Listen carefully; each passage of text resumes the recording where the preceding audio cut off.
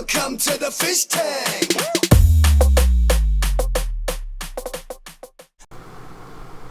Hey everybody, Fishman here, and welcome to another viewer request video. A couple weeks ago I had put together the wood frame silicone free aquarium, and at the time I'd mentioned that I was using old glass that I was cutting down to fit inside it. Now the video was getting long, so I had left it out, and I just referred everyone to an earlier video I did for cutting glass in general for aquariums. But there are some actual differences, and in the comments a couple of people mentioned that they would like to see how you would cut down old glass. And so I found the oldest, grimiest piece of glass I could lay my hands on. This is an old glass lid. It was on an aquarium for I don't know how long. It's been laying around the shop forever, and I had meant to break it up and recycle it, but I had never gotten around to it. So this is a very old piece of glass, so if this process works for this, it'll work for anything you have laying around. So I use these blades. These are Alpha, they're the heavy duty blades, and I have nothing bad to say about them. I've used them forever. I really like them. I don't usually like to give recommendations for products because I find manufacturing processes change, and you know how it is, right? But these ones have maintained quality, and I actually really still like them. They're very good.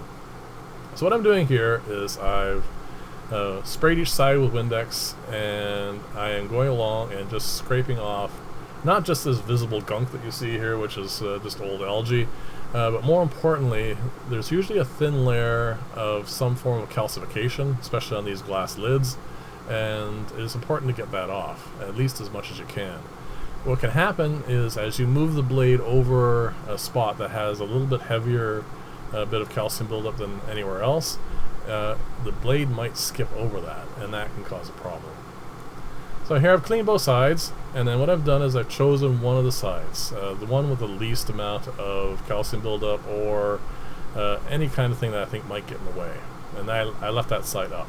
And what I've done here is I've just roughly marked where I'm going to do the cut, and then I'm going to go over it one more time with the blade. Just going to scrape it as well as I can, and while I'm doing this, I'm actually just sort of feeling the process, seeing if there's any drag on the blade, and that will indicate if there's anything that really needs to be addressed, like if it needs to be cleaned yet again.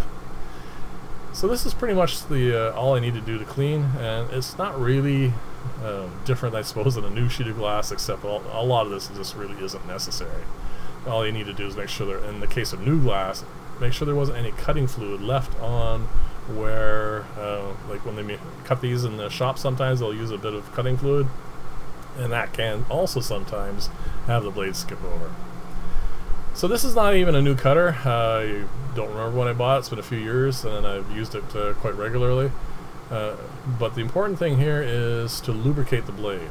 The old glass cutter I learned how to do this off of recommended, I think it was transmission fluid. I've never tried it. I have used WD-40, and it hasn't given me any issues.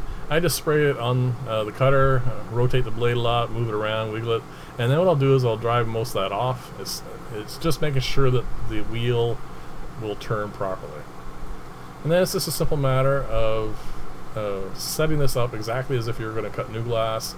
Measure where you want the cut to be, and then of course allow for the gap between the side of the blade and the center where the wheel is, and then even pressure. And with old glass, it's even more important than new glass. Only go across once. It is essential. If you go over it multiple times, you are going to end up with a bit of chipping, and that chipping will cause the split that you're going to do to go in any kind of direction. It's the worst thing to do. So here you go. The score has been done. Now all I need to do is support it. You need to support it evenly. You can't just, and with new glass you can just put the ball of the blade underneath one side and just put a little bit of pressure and it snaps along the line. Old glass, you can't do that. You need to actually put it fully supported along the whole line, and then just put even pressure down and it'll snap right off. So that's pretty much the most of it. There isn't really much else different for cutting old glass. It is more brittle, so just be a bit more careful, but there really is not a whole lot of problem with it.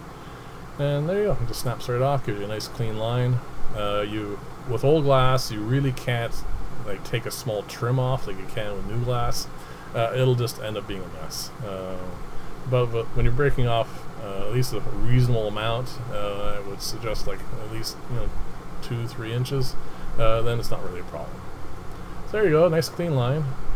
If you like this style of video, please like and or subscribe, and I will be doing obviously a lot more different things than this. The other thing I want to show you at the end here, the last clip, is actually going to show you what can go wrong.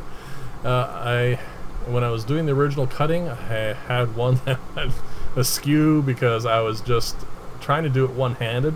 I was trying to record and cut at the same time, and I was using my camera, so my phone, and so I was holding it with one hand and then holding the phone and doing the other side, and this is what can go wrong. So anyway, thanks for watching, and I'll see you in the next video, and bye for now.